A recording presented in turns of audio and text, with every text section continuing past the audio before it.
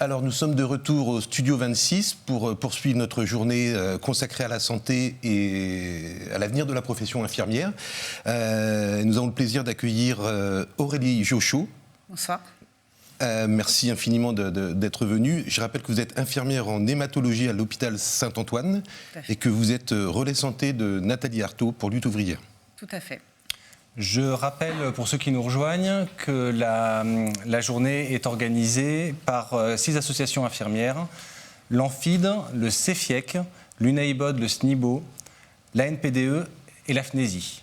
Nous avons sur le plateau avec nous Brigitte Prévost, qui est la présidente de la NPDE, c'est l'association nationale des puriculteurs, puricultrices, diplômés d'État et de leurs étudiants, et Magali Delost, qui est la présidente de l'UNAIBOD, l'Union nationale des associations d'infirmiers de bloc opératoire, diplômés et de leurs étudiants. Alors, avant de passer à la première question, je rappelle qu'on va aborder en 2 thématiques, l'une sur la vision globale du système de santé aujourd'hui, et puis un peu plus spécifiquement, en deuxième partie, sur la profession infirmière. Je passe tout de suite la parole à Brigitte Prévost, qui va vous poser la première question. Bonjour, et puis merci beaucoup d'être venue.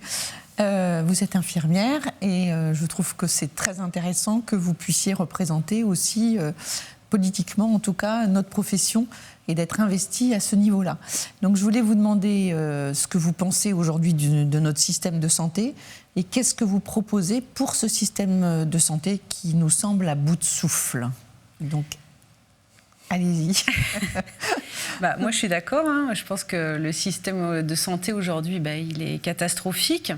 Alors, c'est pas dû que je pense à la politique du gouvernement de Macron. C'est une politique d'économie sur la santé qu'on voit depuis des années et des années. Et chaque gouvernement, que ça soit de gauche ou de droite, il a continué cette politique de santé. Et au final, ce qu'on voit, c'est que la pandémie, l'épidémie de Covid-19, elle a fait que mettre en lumière cette situation. Et cette situation, pourtant, ça faisait des années et des années que bien des travailleurs de la santé, des médecins, toutes les professions confondues, ont dénoncé cette situation et ont dénoncé le sous-effectif permanent, les suppressions d'emplois, les suppressions de lits, les cadences infernales, les conditions de travail qui se dégradent constamment. Et ça, il y a des milliers de travailleurs qui l'ont défendu, pour ce qui est des travailleurs de la santé. Maintenant, même quand il y a eu, peu de temps avant, la pandémie du Covid-19, ce qu'on a vu, c'est qu'il y a eu une grosse manifestation avec des médecins en novembre 2019 qui a été énorme sur Paris. On a vu des milliers d'infirmières, d'aides-soignantes, de kinés, de manip radio, etc. sortir dans la rue pour crier à l'aide. Et au final, on a eu un plan d'urgence qui s'est révélé en fin de compte être rien du tout, parce que c'était juste pour 5% de la population, 5% des travailleurs des hôpitaux qui sont les infirmières, les aides-soignantes qui touchaient moins de 1 900 €, à qui on a dit on va vous donner une prime de 800 €. Et encore pour ceux qui vivaient en Île-de-France, etc. Donc ce qu'on voit, c'est que, moi ce que je vois, c'est que justement, c'est que ils ont rien fait et ils vont rien faire pour la santé aujourd'hui. Et que tous les gouvernements qui vont arriver, de toute façon, ils sont là pour servir les intérêts des grosses entreprises, les intérêts des banques, les entreprises du CAC 40.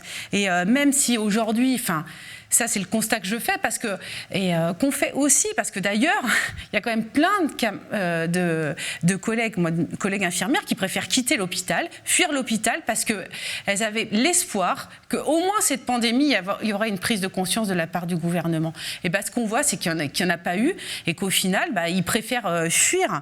Et en plus, là, en tout cas, ce qu'on voit, c'est que les mesures qui ont été mises en place, que ce soit avec le Ségur de la santé, avec les fameux 183 €, Ce qui était notable quand même, c'est que même dans les 183 €, il y a quand même toute une partie du médico-social qui ne l'ont pas encore, voilà, donc, et qui le réclament à juste titre.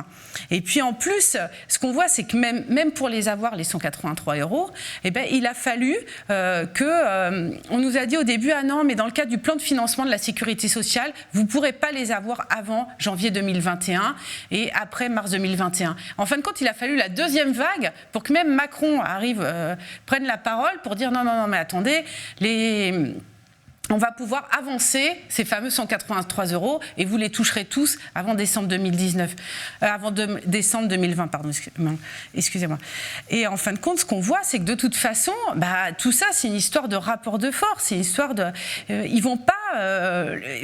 ils sont là pour servir la santé des profits des entreprises. Et leur problème, c'est pas la santé. Alors maintenant, moi, ce que je pense, qu'est-ce qu'il faudra faire pour la santé ? Quand on voit le nombre de lits qui, par exemple, qu'on fermé, 100 000 lits en 20 ans, même en pleine pandémie, le gouvernement il a fermé 5 700 lits. Et de toute façon, pour ça, il faudrait ouvrir des lits. Et partout, dans toutes les structures... où on estime que ça manque. Il faudrait rouvrir des consultations, des hôpitaux de jour, en psychiatrie, en médecine, en chirurgie, etc. Et que c'est pas du tout leur objectif. Là, ce qu'on voit, c'est que les gouvernements, ils succèdent. Et puis, de toute façon, ils sont là pour servir les intérêts des plus riches. Maintenant, ce qu'ils ont montré pendant ce gouvernement, c'est qu'il y avait ils ont quand même donné 100 milliards d'aides aux entreprises.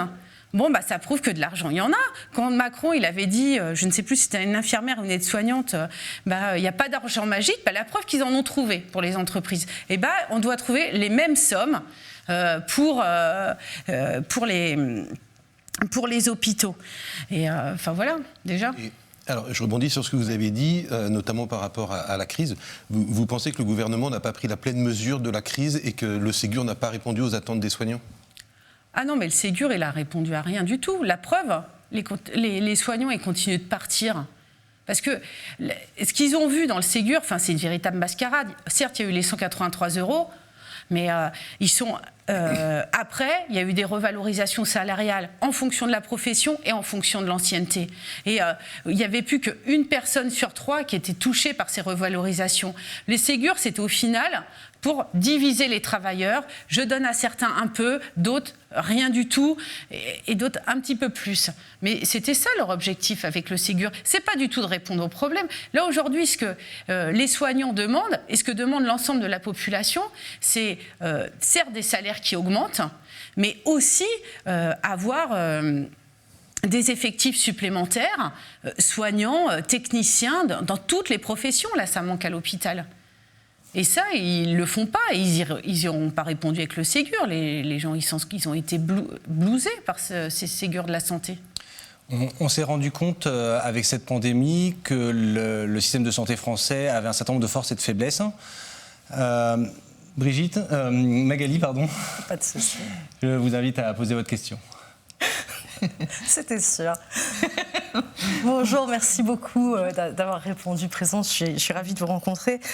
Moi, ce que j'aimerais savoir, Brigitte en avait un petit peu abordé le thème au niveau de sa question. Moi, ce que j'aimerais savoir, c'est quelle est votre vision donc, du système de santé demain, un système de santé efficient, mais également quelles propositions vous allez nous apporter, quelles propositions véritables pour l'ensemble des soignants, et en tout cas aujourd'hui pour ce qui nous concerne des infirmiers et infirmières et des spécialisés, quelles propositions vous êtes en capacité de nous apporter pour justement revoir ce système de santé qui, on voit bien, a du mal à faire face aujourd'hui. Et juste pour rebondir sur ce que vous avez dit par rapport à la fermeture de lits, certes, il y a eu la crise, il y a eu différents plans qui ont été mis en place depuis plusieurs dizaines d'années par rapport à la sécurité sociale et pour faire des économies. On s'aperçoit bien aujourd'hui que les économies, ça va bien un temps, mais on s'est retrouvé face à un manque de masques quand il y a eu la pandémie. Et quels enseignements tirez-vous de tout ça ? Quelles sont vos propositions pour avoir un métier qui soit complètement épanoui ? Voilà. Moi, en tout cas, ce que j'ai envie de tirer de cette pandémie, l'enseignement, enfin ce que j'en tire, c'est que ça a fonctionné parce que l'ensemble des soignants de l'hôpital, ils se sont démultipliés. Ils ont donné... Pardon ? Et du privé aussi. Oui, enfin de l'hôpital, des EHPAD, de toutes les structures. Je veux dire que ce soit du public ou du privé. Alors c'est vrai que je dis hôpital parce que j'y travaille, mais je veux dire... tout le monde s'est démultiplié. Il y a eu un dévouement extraordinaire. Il y a plein de collègues qui ont supprimé d'eux-mêmes leurs vacances, qui ont accepté de changer de service, qui ont accepté de changer d'horaire. Et c'est grâce même à toutes ces initiatives personnelles, ces initiatives collectives qui ont été mises en place, des soignants, des médecins, mais tout le monde avait envie de dire comment je peux faire que ça fonctionne le moins mal possible. Parce qu'on avait l'impression aussi qu'on nous mettait plein de bâtons dans les roues pour essayer de justement d'être le plus utile possible. Et moi, c'est ce côté-là que je reconnais que les seuls qui ont été responsables justement dans cette situation, qui ont été à la hauteur pour faire face, c'est les travailleurs de toute la santé. Ils se sont démultipliés. Et ça, je veux dire, c'est les seuls qui ont été responsables. Parce que justement, le gouvernement, lui, à ce moment-là, il n'a rien fait. Strictement rien. Et en plus, sans parler de tous les collègues qui ont quitté leur emploi pour venir travailler dans les secteurs ou dans les régions où le Covid était plus important. Enfin, il y en a quand même plein de gens qui ont mis de côté leur famille, leur vie privée en se disant voilà, il y a une situation grave, et il faut y répondre.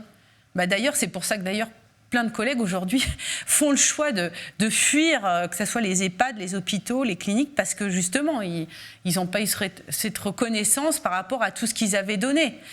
Maintenant, ce que nous, on propose justement, quand on voit tous ces plans d'économie, quand on voit comment ça fonctionne la santé, moi, ce que j'ai envie de dire, c'est qu'il faudrait contrôler. Nous, on met en avant dans notre campagne, Nathalie Arthaud, elle défend l'idée qu'il faudrait contrôler les comptes des entreprises. Moi, je serais pour contrôler les comptes des entreprises, contrôler les comptes des hôpitaux, contrôler les comptes de la sécurité sociale, contrôler les comptes des cliniques aussi, des entreprises privées qui vendent du matériel médical aux hôpitaux. Il faudrait les contrôler. Il faudrait qu'il y ait des contrôles aussi des labos pharmaceutiques, parce qu'on l'a sacrément vu, qui se sont fait des milliards au moment de la crise Covid avec le vaccin contre le Covid-19. Maintenant, oui, mais ça, on est persuadé que ce contrôle, ça ne se fera pas parce qu'il y a des commissions quelconques. Ça se fera parce que tout d'un coup, il y aura des millions de travailleurs qui, de toute façon, pour défendre leur hôpital public, pour défendre là où ils travaillent, leurs EHPAD, tous les secteurs qui existent dans le domaine de la santé, ils prennent leur sort en main. Et que nous, on pense que, de toute façon, il n'y a rien à attendre des gouvernements qui vont succéder. C'est que si on veut que l'hôpital de demain et la santé de demain elle soit la meilleure possible pour tout le monde, il va falloir qu'on prenne notre sang en main. Mais il n'y aura pas de sauveur dans cette affaire. C'est que de toute façon, c'est qu'une question de profit. On voit qu'ils ont servi quand même... juste quand on voit comment ça a été géré pour les vaccins, les labos pharmaceutiques, ils ont tout décidé. Ils décidaient comment ils produisaient, à quelle vitesse, à combien ils allaient vendre le vaccin. Les États, ils avaient beau demander faire des plans de vaccination, sauf qu'au final, ceux qui décidaient, c'était les labos pharmaceutiques. Donc c'est eux qui décident de tout, c'est les entreprises qui décident de tout. Donc après, si nous, on veut que ça change et qu'on sache où va l'argent et à quoi elle sert, il faudra que nous-mêmes, on aille voir dans les comptes. Mais ça sera parce qu'il y aura des travailleurs en lutte et des millions de travailleurs qui diront « stop ». Nous, on veut une santé qui fonctionne pour tous, il faudra qu'on compte que sur nous-mêmes. Et d'ailleurs, les travailleurs de la santé, je veux dire, ils l'ont sacrément prouvé, que c'est eux qui décident. C'est nous qui sommes dans la santé qui doivent décider quelle santé on veut demain. Parce que c'est nous qui la faisons fonctionner 365 jours par an et 24 heures sur 24. Alors, on est quand même les mieux placés pour savoir qu'est-ce qu'il faut dans les hôpitaux, combien il faut d'infirmières ou d'aides-soignantes ou d'infirmières dans le bloc opératoire, etc., ou auprès des enfants, dans les crèches, etc. On est les mieux placés pour savoir... Et paradoxalement, en fait, alors j'entends très bien ce que vous me dites, mais tous ces travailleurs qui luttent au quotidien, hein. Nous sommes tous dans le même panier. Pourquoi il y a eu, entre guillemets, autant de déchets, autant de gens laissés sur le bord de la route en tant que soignants. Et aujourd'hui, j'ai perdu le fil tout à l'heure quand je vous ai posé la question, mais aujourd'hui, en plus des fermetures de lits dues à l'administration, il y a des fermetures de lits aujourd'hui qui sont effectives dues au manque de personnel. Et justement, c'est un petit peu un paradoxe de dire on veut lutter pour notre profession, on veut lutter pour sauver le système de santé et en même temps baisser les bras. Alors j'entends très bien, on l'a tous vécu, cette pandémie, et ça a été extrêmement difficile de se remobiliser ensuite. Quand on est parti un petit peu dans tous les services pour justement apporter de l'aide à ceux qui en avaient le plus besoin.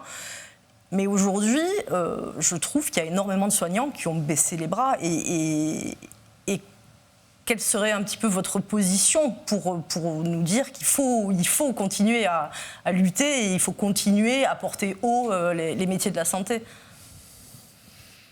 En tout cas, ce que moi j'ai envie de dire aux travailleurs de la santé, c'est que il n'y aura que si nous, on prend nos choses en main. Et que si il n'y aura personne qui va le faire à notre place. Parce que de toute façon, on voit que malgré tout, il y a eu une pandémie, il n'y a eu aucune prise de conscience et que les milliards continuent à partir dans les mêmes poches. Bon, si on veut que ça change, il faudra que, oui, ça vienne de nous. Alors quand ça arrivera, moi, j'en sais rien. Mais c'est que je sais que nous, on tient à défendre cette idée-là, que de toute façon, ça peut fonctionner que si on s'en mêle. Ça peut changer que si on s'en mêle. Et même... justement, c'est que, l'objectif, c'est qu'ils fassent du profit. Ils sont capables de faire du profit sur tout aujourd'hui. Donc, je veux dire, ils vont pas changer leur comportement. Les gouvernements, ils sont là à attendre les ordres des entreprises capitalistes, à attendre les ordres des labos pharmaceutiques, etc. Donc, de toute façon, c'est ça leur priorité. Maintenant, moi, je pense que tous ceux qui ont eu une prise de conscience, qui ont ouvert les yeux, qui se sont dit finalement, l'hôpital il a tenu parce qu'on a voulu que ça tienne et qu'on s'est démultiplié pour ça. Maintenant, pour que ça change, ouais, il faudra qu'on se mette dans la bagarre. Maintenant, peut-être en ayant perdu cette illusion que c'est pas parce qu'au gouvernement il saurait pas. Parce que moi, c'est ce qu'on me dit des fois à mon travail, c'est peut-être ils ne savent pas. Là, tout le monde sait. Voilà, le gouvernement, ils savent, tout le monde. Tu peux te dire que tu travailles dans un hôpital, que tu travailles dans une EHPAD, etc. Et tout le monde sait que les conditions, elles sont extrêmement dures et que la santé, c'est loin d'être une priorité. Donc tout le monde sait. Donc la preuve que si on veut que ça change, faudra que ça soit nous qui le fassions. Alors, j'aimerais rebondir sur ce que vous avez dit, et je vais me faire l'avocat du diable, et certainement pas des amis, notamment autour de la table. Vous avez dit il faut que nous, soignants, on se prenne en main, et que, je ne veux pas employer le terme de révolution, mais on a bien vu ces dernières années, toutes les mobilisations, notamment infirmières, elles ont du mal à mobiliser les hommes et les femmes à travers la France pour venir porter la parole, et notamment auprès du gouvernement. Comment, aujourd'hui, vous pensez pouvoir mobiliser toutes ces personnes pour qu'ils prennent en main leur destin? Moi, je pense que c'est déjà l'idée de le défendre. Voilà. Et que si aujourd'hui, là, il y a plein d'hommes politiques, tous ceux qui se présentent, hommes ou femmes politiques d'ailleurs, ils font des promesses en disant si moi j'arrive au gouvernement, je vais changer telle ou telle chose. Alors, vous avez leurs petits bouquins et puis en fonction de ce qui t'intéresse, tu vas à la page qui t'intéresse et puis on va te dire voilà, pour la santé, on va faire ça, ça, ça. Nous, on n'a pas envie de faire ces promesses-là parce qu'on sait que dans la société capitaliste, c'est pas possible. Voilà, c'est l'histoire de rapport de force. C'est les capitalistes ou nous. Donc, il y aura pas, on ne pourra pas, partager. Voilà. Eux, ils continuent malgré tout à vouloir faire des économies sur la santé. Bon, c'est de se dire que... excusez-moi, j'ai perdu le fil de ce que je voulais dire. Mais c'est...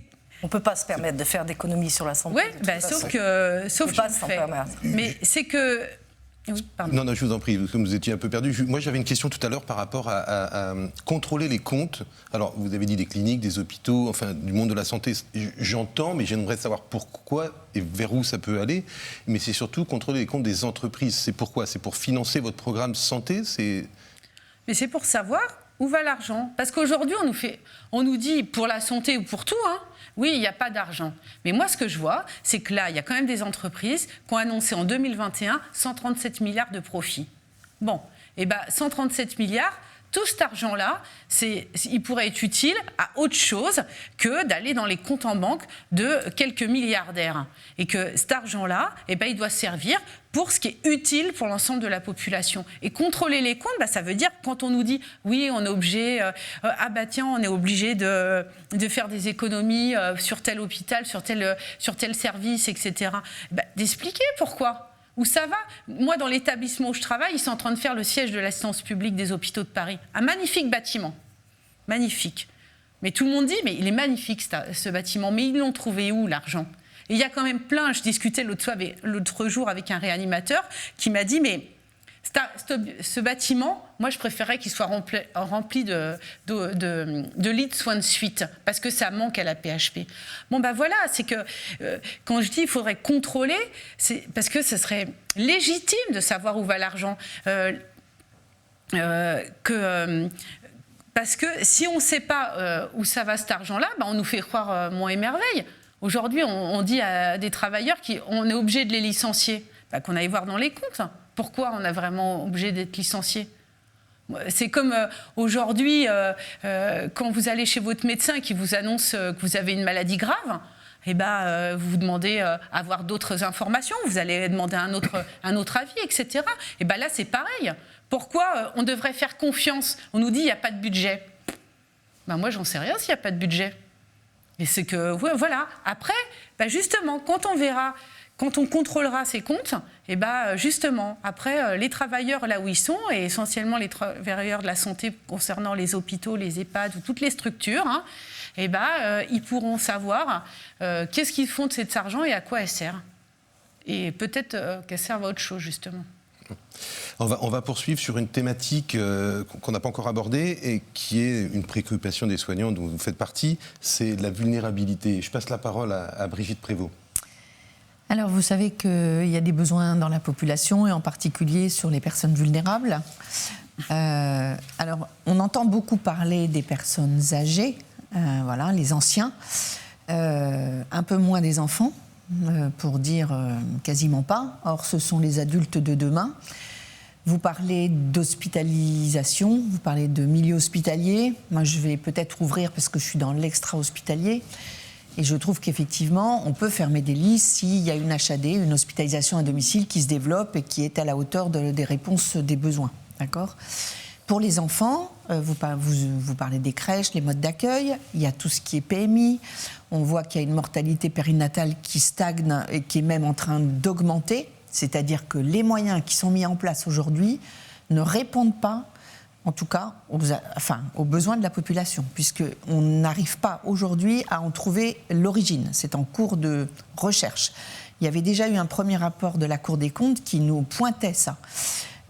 C'est une grosse difficulté qu'on a vue. Il y a eu les 1000 jours qui sont sortis depuis peu, où effectivement, on parle beaucoup des sages-femmes, on parle beaucoup, jusqu'à 3 ans d'un suivi des enfants, etc. On revendique, en tant que puéricultrice, le fait de pouvoir faire de l'anténatal et du postnatal. Anténatal pour préparer les parents à l'arrivée d'un enfant, et le postnatal pour, en sortie de maternité, aller... Ce qu'on fait déjà dans certains services, en PMI, on le fait régulièrement, mais être présent auprès des parents, être en capacité de dépister un état de mal-être ou d'inquiétude chez un enfant, parce qu'on est en capacité d'évaluer l'état de santé. Donc voilà, moi je vais être plutôt sur les enfants, et en particulier aussi sur la protection de l'enfance, puisque dans ces situations-là, alors quand vous avez des personnes âgées, il y a la famille qui est présente. Quand ce sont des enfants qui sont protégés, c'est-à-dire qu'ils sont extraits de leur milieu familial parce qu'ils ont vécu des choses difficiles, les parents sont plus ou moins présents. C'est-à-dire que quelquefois, il y a du délaissement parental, quelquefois, voilà. Et ces enfants-là sont hyper vulnérables aussi, puisqu'ils n'ont pas voix au chapitre, on ne les entend pas, on ne les auditionne pas. Il y a eu un travail qui a été fait par M. Arnaud Melchior, Gauthier Arnaud Melchior, qui a pointé justement la parole des enfants. Il a recueilli la parole d'enfants. Et je trouve que c'est important aujourd'hui d'avoir un système de santé qui prend en compte effectivement les deux chaînes, c'est-à-dire les deux bouts de la chaîne de la vie, c'est les enfants au départ et puis les anciens à l'arrivée. Voilà. Je voudrais savoir, vous, ce que vous envisagez comme mise en place d'une protection pour tous, éthique et aussi qui soit respectueuse du bien-être des enfants et des anciens, qui sont quand même effectivement les deux personnes... enfin les deux profils en tout cas de population qui sont les plus vulnérables. Il y a aussi le handicap, voilà, ça je vais pas, je ne marginalise pas les uns et je suis pas du tout sur l'opposition des uns et des autres. C'est enfin voilà, ce sont des populations effectivement avec lesquelles on travaille quotidiennement. Donc je voudrais avoir votre avis, recueillir votre avis sur cette question. Mais pour ce qui est à tous les âges de la vie, les personnes vulnérables, il faut qu'elles soient prises en charge. Et pour ça, il faut des moyens humains et des moyens financiers. Voilà. Et que les moyens humains, les gens qui travaillent dans les structures, je veux dire, qu'ils soient dans la protection de l'enfance, ils savent quels moyens il faudrait.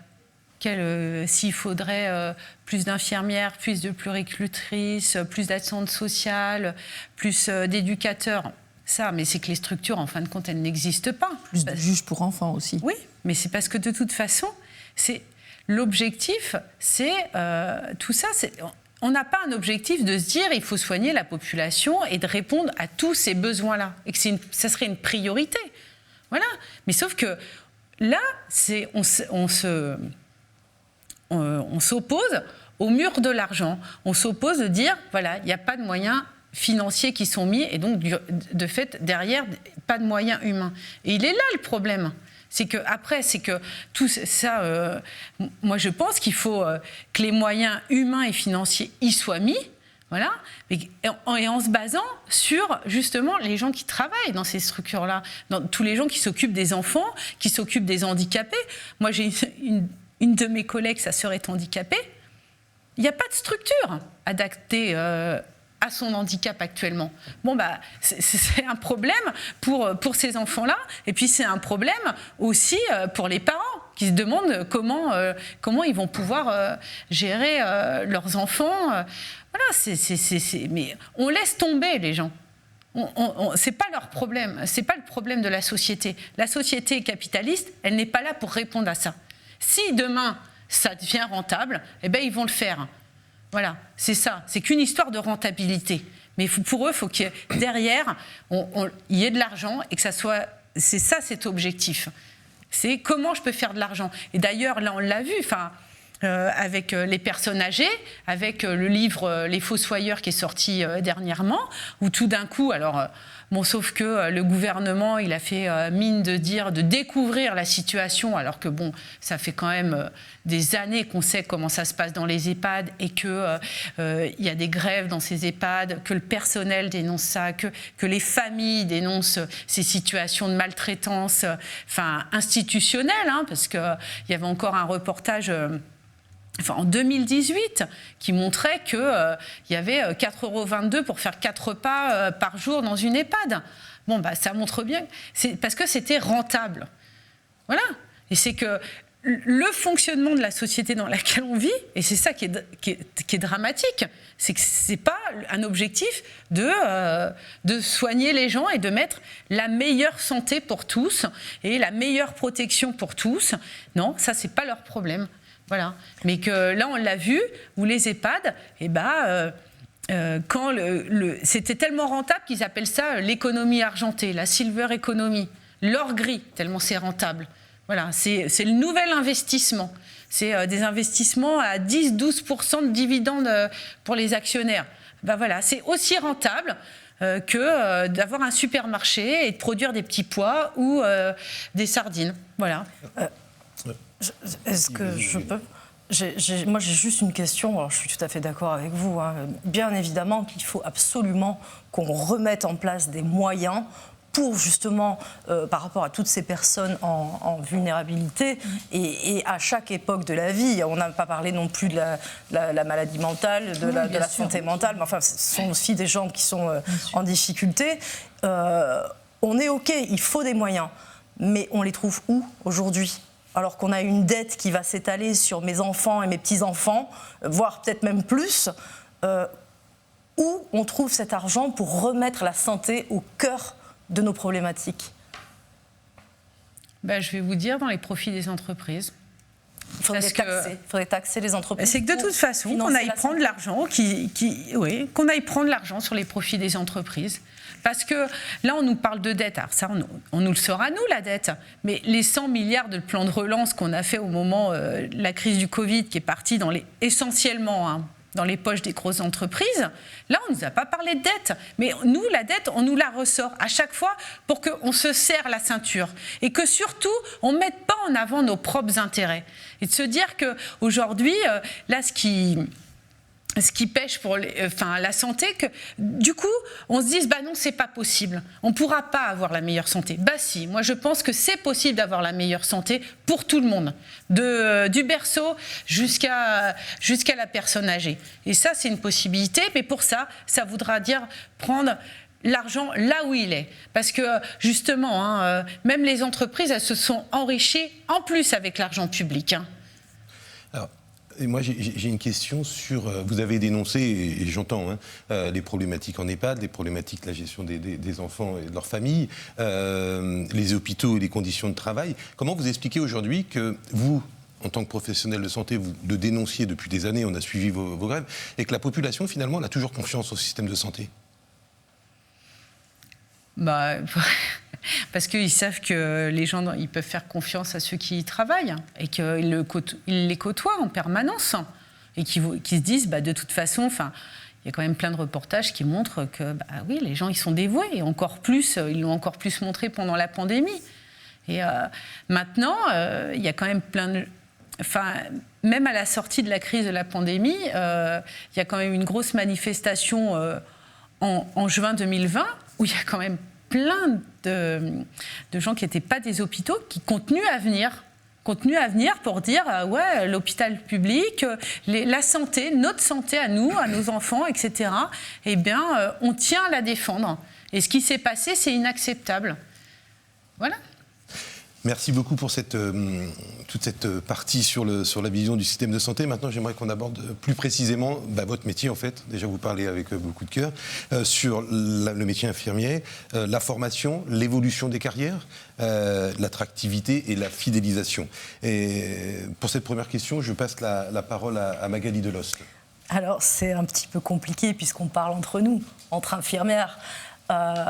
Et je pense que les réponses que vous allez m'apporter sont sensiblement les mêmes que celles auxquelles je pense, mais je me dois de vous la poser, bien évidemment, comme à tous les autres.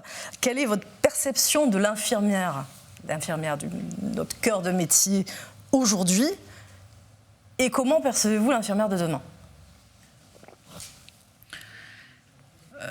Moi, je pense que, au final... c'est les mêmes. Parce que, je veux dire, quand on a envie de se faire ce métier-là, voilà, ce qui pousse, c'est l'envie d'aider les autres. Voilà. Et que... Moi, je ne sais pas s'il y a une infirmière de demain, etc. Moi, ce que je vois aujourd'hui, c'est que... Moi, ce qui me met en colère, c'est que pour faire infirmière, il faut 3 ans d'études. Et au final, on voit que très très vite, ils ont tellement dégradé les conditions de travail, ils ont tellement empêché les gens d'avoir les travailleurs de la santé d'avoir des conditions de travail correctes qu'ils ont écœuré de ce boulot-là. Alors que c'est un travail qui est humain. On est quand même là pour s'occuper des gens, pour prendre soin de tout le monde. Et c'est plutôt sur des bonnes valeurs que ça démarre. Mais en fin de compte, moi ça fait plus de 20 ans que je travaille dans les hôpitaux, mais je vois des collègues qui, au bout de même pas 3 ans d'infirmière, te disent « non, j'arrête, parce que je suis écœurée ». Et moi, je leur en veux pas du tout, je le comprends. Je comprends ce qu'elles vivent. Mais c'est aussi parce que se rendre compte d'arriver dans une situation où on n'arrive pas à faire son travail comme on souhaiterait le faire, comme on aura envie de prendre le temps de s'occuper de tous les gens dont on s'occupe. Et on se rend compte que c'est pas possible. Donc, à force de se retrouver dans cette situation-là, et puis d'avoir sa vie personnelle qui se dégrade parce que on nous change nos jours de repos, parce que tu es du matin, tu passes d'après-midi, parce que, tiens, demain, tu devais travailler là, tu vas travailler dans un autre secteur, etc. Et la remise en cause des jours de repos, des vacances, tout ça, ça fait que ça dégrade la vie professionnelle, la vie personnelle, et puis comme les infirmières elles ont un peu encore une possibilité de trouver ailleurs, elles préfèrent pour un certain nombre partir en intérim ou partir faire du libéral, parce qu'elles se disent au moins j'arrive un petit peu plus à adapter ma vie personnelle à mon travail. Voilà. Mais ce que je voudrais dire, c'est que justement, c'est pour ça que nous on dit que pour répondre à ce problème c'est que pour ça, il faudra de l'embauche. Il faudrait qu'ils créent des milliers d'emplois. Mais aujourd'hui, c'est possible. On voit qu'il y a des millions de travailleurs qui sont au chômage. Bon, il faut répartir le travail entre tous, sans baisse de salaire. Parce que on peut trouver du monde partout. Je veux dire, ils disent qu'ils ne trouvent pas d'infirmières. Oh, mais ça, c'est leur grosse excuse. Parce qu'il suffirait d'augmenter les salaires et d'améliorer les conditions de travail. Ils en trouveraient, sans problème. Mais même là, où ça serait possible d'embaucher, moi je vois dans le ménage, les femmes de ménage, parce que je veux vous dire, c'est qu'on préfère supprimer des postes publics pour remplacer par des entreprises privées, où il y aura encore moins de ménage, tout en sachant que les gens qui travaillent dans ces boîtes-là, ils vont être encore moins bien payés. Bon, c'est toujours, on en revient toujours pareil, c'est un choix économique. Voilà. Malgré tout, on se rend compte avec cette pandémie que la profession, le métier a évolué. Et certainement, ça doit passer par une évolution de la formation. Je laisse Brigitte poser une question à ce sujet. Oui, qu'est-ce que vous envisageriez si demain vous êtes au ministère, voilà, comme évolution pour la profession, la formation, quelle formation? En formation initiale, mais aussi sur les spécialités. Les IBOD, les IPDE, les IAD, la réingénierie des métiers. Pour les infirmières puéricultrices, elle date de 1983. Je pense que c'est jackpot. Ensuite, vous avez le Master 2. Ou alors, aujourd'hui, la mode est à l'IPA. Donc, qu'est-ce que vous pensez de ces évolutions et qu'est-ce que vous mettriez en place concrètement? Déjà, moi, j'aurais envie de dire que j'aurais envie que tous les salaires, ils augmentent. Voilà. Et que déjà, c'est une façon aussi de se sentir un peu reconnu, mais c'est surtout d'avoir que tous les salaires, ils suivent le coût de la vie, qu'il n'y ait pas un salaire en dessous de 2 000 € aujourd'hui, que surtout que quand les prix augmentent, les salaires ils suivent automatiquement, surtout parce que là ça devient un problème, parce que tous les prix ils n'arrêtent pas d'augmenter, que ce soit dans les supermarchés.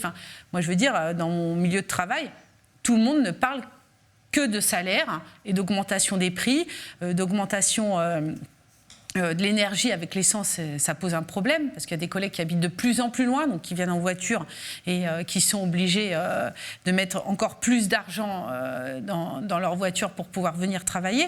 Donc déjà, d'avoir un salaire qui permette de vivre. Et ça, il n'y a pas de raison qu'on ne le mette pas en avant. Voilà. Et il n'y a pas de raison qu'on cache ce qui est nécessaire. Maintenant, sur la formation, c'est surtout qu'il faudrait former. Moi, je suis pour qu'il y ait de la formation toute sa vie. Qu'on puisse avoir accès à la formation en continu. Mais là, ce qu'on voit, c'est que ce n'est même pas le cas. La seule formation vous avez dans les hôpitaux où vous arrivez à peu près à la faire, c'est la formation incendie. Voilà. Mais autrement, c'est la formation, même les gestes d'urgence, c'est compliqué pour la faire. Il y a plein de gens aujourd'hui qui demandent des formations, qui veulent faire des DU, qui veulent se former sur les infirmières, les IPA, c'est un nouveau truc. Mais du coup, il y a plein de gens qui souhaitent faire évoluer leur profession et faire autre chose, et à juste titre, ce que je comprends complètement, ou faire de la formation pour s'occuper des étudiants, etc. Mais tout ça, c'est un problème de budget. Et que même, là, ce qu'on a vu, c'est que J'ai même des collègues qui sont aides-soignantes, qui connaissent le travail, qui n'ont qu'une envie, c'est de faire infirmière. Et ben aujourd'hui, on leur refuse. Elles passent le concours, elles l'ont. On leur dit, mais tu ne seras pas financée. Alors qu'il y a 10 ans, automatiquement, toute aide-soignante ou agent hospitalier qui faisait le concours, il était financé pour sa formation et pris en charge pendant ses études. Bon, il touchait son salaire au moins pendant ses études. Là, ce qu'on voit, ce n'est pas le cas. Donc, au final, la formation... c'est que on en revient toujours au même problème, c'est un problème de budget. Et c'est un choix économique et politique. Alors maintenant, oui, il faudrait qu'il y ait de la formation, que tout le monde puisse se faire former. Et moi, je pense que justement, en plus, parce qu'il y a plein de techniques, il y a plein de nouveaux traitements, il y a plein qu'il faudrait se mettre au goût du jour, façon de parler, en continu. Mais ça serait primordial. Mais après, c'est derrière quels moyens on met. Et qu'actuellement, ce qu'on voit, c'est que la plupart des formations, elles sont refusées. Et ça, c'est inacceptable. On va parler de la formation IBOD, par exemple. Vous n'êtes pas sans savoir, ou peut-être pas, qu'aujourd'hui, nous nous retrouvons face à un décret qui va sortir dans les prochains jours, qui va permettre à des infirmiers non IBOD de pouvoir exercer la même spécialité que les IBOD, sans pour autant avoir été formé, tout simplement. Donc, quid de la personne soignée ? Est-ce qu'aujourd'hui, on a envie d'un soin ? Moi, je vous réponds de suite, c'est non. Est-ce qu'aujourd'hui, on a envie d'un soin fait par quelqu'un qui n'a pas toutes les compétences ? Quelqu'un qui peut être compétent dans ce qu'il fait, mais qui n'aura pas l'essentiel des compétences que l'on acquiert lors d'une formation.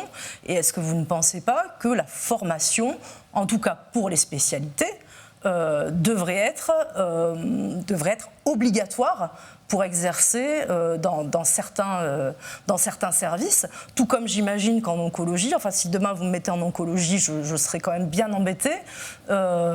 Voilà, il y a quand même des formations pour être au plus près de la personne soignée.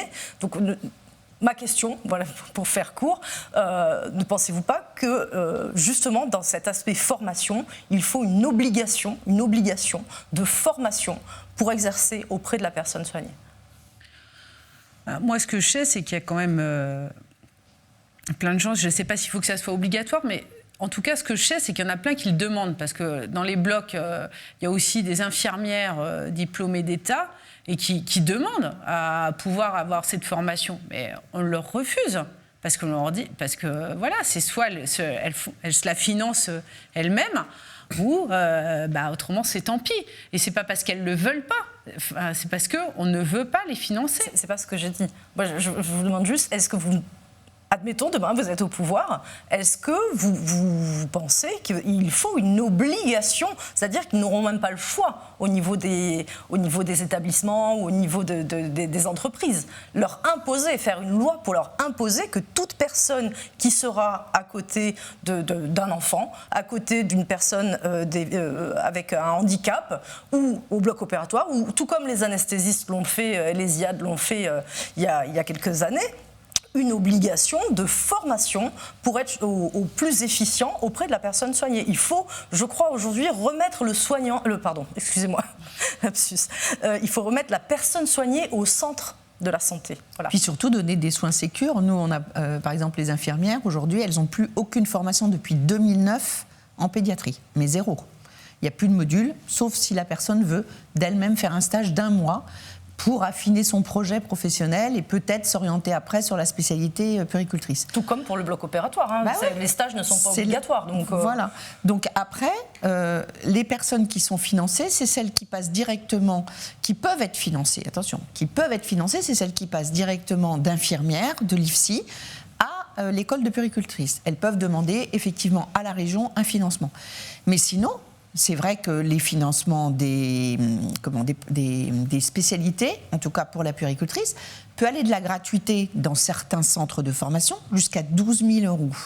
Donc il n'y a pas du tout d'unité au niveau national. Et la problématique qui est rencontrée aujourd'hui, c'est qu'effectivement, on a des professionnels qui s'endettent pour pouvoir faire leur formation.